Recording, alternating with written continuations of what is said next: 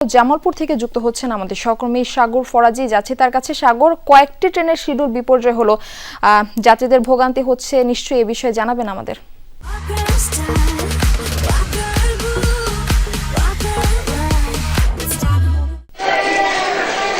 দেখুন Murphy, schedule বিপর্যয় হতে হতে 4টি ট্রেন ইতিমধ্যে কিন্তু যাত্রা বাতিল করে দিয়েছে। অর্থাৎ রেল কর্তৃপক্ষ বলছে যে এই শিডিউল বিপর্যয়ের পরবর্তীতে এই রুটের যে রেল চলাচল বন্ধ হওয়ার পরে 4টি ট্রেনের যাত্রা বাতিল করে দেওয়া হয়েছে ইতিমধ্যে। আরেকটি বিষয় তারা বলেছেন, বিকাল 5টা পর্যন্ত জামালপুর রেলওয়ে স্টেশন কিন্তু কোনো ট্রেন, অর্থাৎ আন্তনগর বলি আর কমিউটার লোকাল কোনো ট্রেনই কিন্তু আসবে না।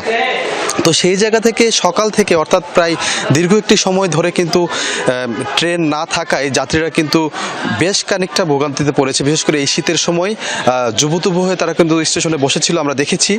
পাশাপাশি এই কারণে কিন্তু যাত্রীরা ক্ষুব্ধ হয়ে আছেন। তারা বলছেন যে রাজনৈতিক যে বিষয়গুলো আছে এ কারণে মানুষ, অর্থাৎ সাধারণ মানুষের যে প্রতিবারই যে বলি হতে হয় এটা কিন্তু তার প্রমাণ। তো সেই জায়গা থেকে তারা বলছেন যে আইন শৃঙ্খলা বাহিনীর পাশাপাশি যে রেল কর্তৃপক্ষ যারা রয়েছেন তারা যদি বিষয়টি নজর দিয়ে থাকেন বা সবসময় যদি তদারকি করেন তাহলে কিন্তু এরকম অনাকাঙ্ক্ষিত ঘটনা থেকে এড়ানো যায়।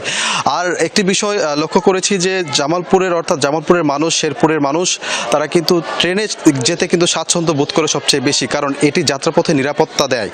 কিন্তু আজ এই শিডিউল বিপর্যয় বা ট্রেন যাত্রা বাতিলের কারণে কিন্তু তারা কিন্তু বাই রোড, অর্থাৎ সড়ক পথে কিন্তু যাতায়াতের জন্য আমরা দেখেছি অনেকে কিন্তু চলে গেছেন।